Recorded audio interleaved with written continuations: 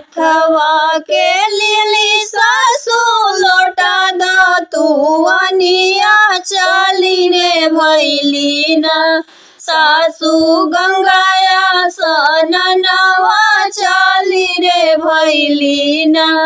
हाथवा के लिली सासू लोटा द तुअनिया चली रे भैली न सासू गंगाया सननवा चली रे भैली न रहुरा त जाइब सासू गंगाया सननवा की हम करबो न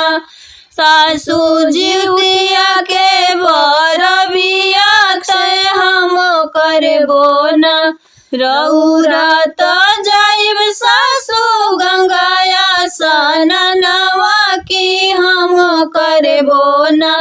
सासू जीविया के बरबिया के हम करबो न के कराला होला सासू उतिया के बरबिया की केकरा लागे न के कराला होला सासू उतिया के बरबिया की केकरा लागे न होला गंगाया सननवा की केकरा लागे न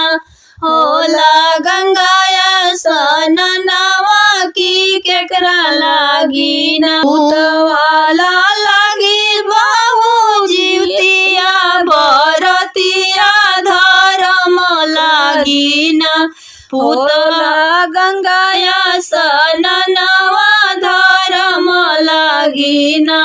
पुतवाला होला बाहू जीवतिया के बरबिया धर्म लागे न होला गंगाया सननवा धर्म लागे न हमहू त करबो सासुजी उतिया के बरतिया की हमरो बाड़े न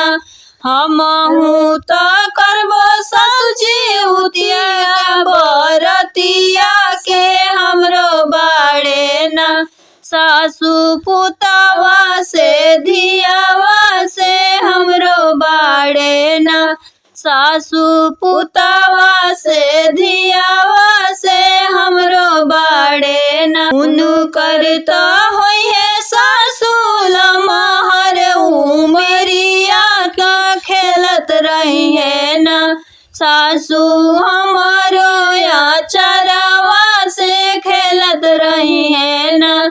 उनकर त होई है सासू लमहर उमरिया की खेलत रही है न सासू हमारो या चरावा से खेलत रही है न हथवा के लिली सासू लोटा द तुअनिया की चल रे भैली न सासू गंगाया सननवा से चल रे भैली न हथवा के लिली सासू लोटा द तुअनिया से चल रे भैली न सासू गंगाया सननवा से चल रे भैली न।